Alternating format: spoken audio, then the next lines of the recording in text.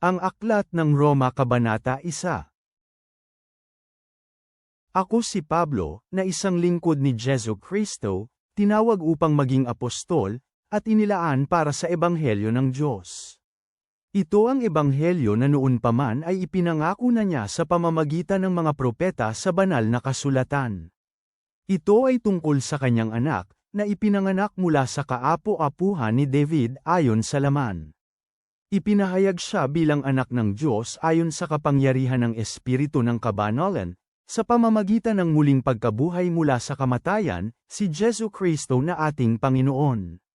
Sa pamamagitan niya ay natanggap namin ang biyaya at ang pagiging apostol upang magdulot ng pagsunod ng pananampalataya sa lahat ng mga bansa, alang-alang sa pangalan niya. Kasama ng mga bansang ito, kayo rin ay tinawag upang maging kay Jesu Kristo.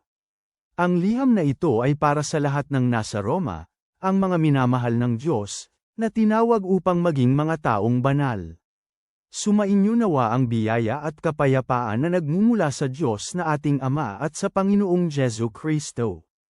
Una sa lahat, nagpapasalamat ako sa aking Diyos sa pamamagitan ni Jesu Kristo dahil sa inyong lahat, dahil naipahayag ang inyong pananampalataya sa buong mundo.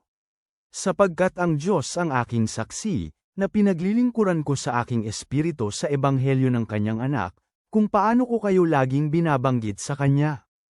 Palagi kong hinihiling sa aking mga panalangin na sa kahit anong kaparaanan, nawa sa huli ay magtagumpay ako na makarating sa inyo ayon sa kalooban ng Diyos.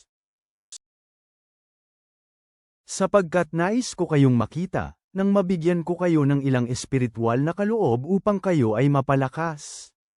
Iyon ay, nananabik akong tayo ay magpalakasan ng loob, sa pamamagitan ng pananampalataya ng bawat isa, ang sa inyo at sa akin.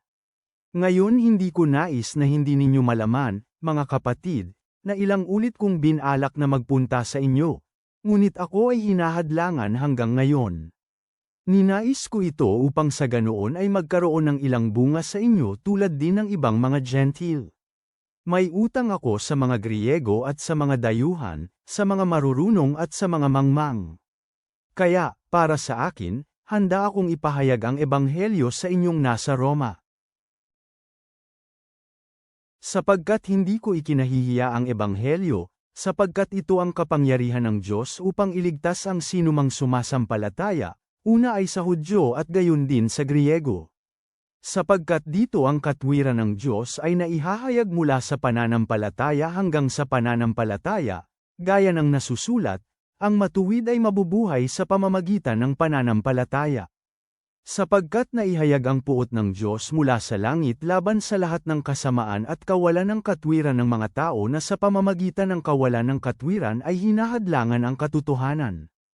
Ito ay dahil ang maaaring malaman tungkol sa Diyos ay nakikita nila. Sapagkat niliwanagan sila ng Diyos. Sapagkat ang kanyang likas na hindi nakikita ay malinaw na nakikita simula pa noong likhain ang mundo. Nauunawaan ang mga ito sa pamamagitan ng mga nilikhang bagay. Ang mga likas na ito ay ang kanyang walang hanggang kapangyarihan at ang kanyang pagka-Diyos. Kung kaya, ang mga taong ito ay walang may dadahilan.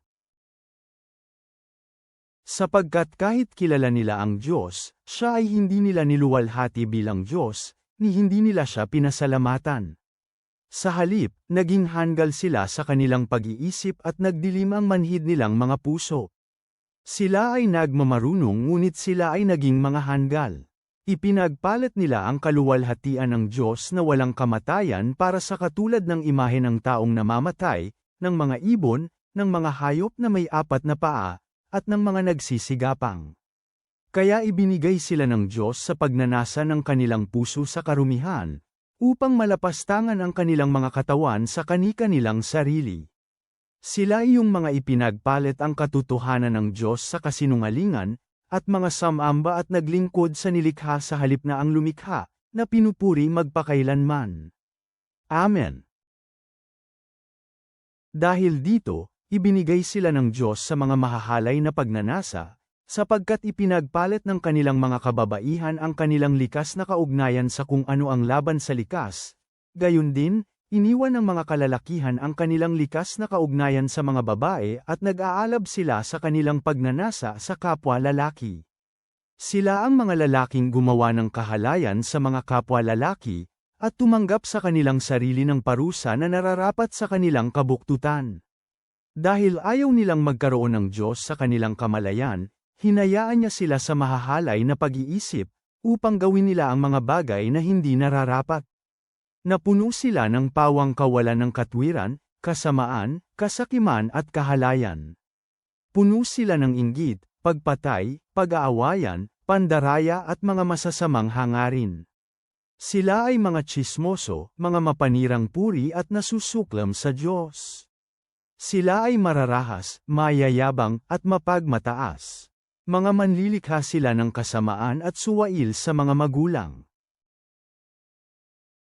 Wala silang pangunawa, hindi mapagkakatiwalaan, walang pagmamahal at walang awa. Nauunawaan nila ang mga tuntunin ng Diyos, na ang mga gumagawa ng ganoong mga bagay ay karapat-dapat sa kamatayan. Ngunit hindi lamang nila ginagawa ang mga ganitong bagay, sumasang-ayon din sila sa iba na gumagawa nito. Ama naming nasa langit, kami ay lumalapit sa iyo na may mga pusong puno ng pasasalamat, na kinikilala ang iyong katwiran at ang kapangyarihan ng Ebanghelyo. Tulungan mo kami na buong tapang na ibahagi ang mabuting balita tungkol kay Kristo, habang aming napapansin ang aming pangangailangan sa iyong biyaya sa isang mundong madalas na tumatalikod sa iyo. Naway kami ay maging buhay na mga saksi ng iyong pag-ibig at katotohanan, na nagniningning sa kadiliman na nakapaligid sa amin.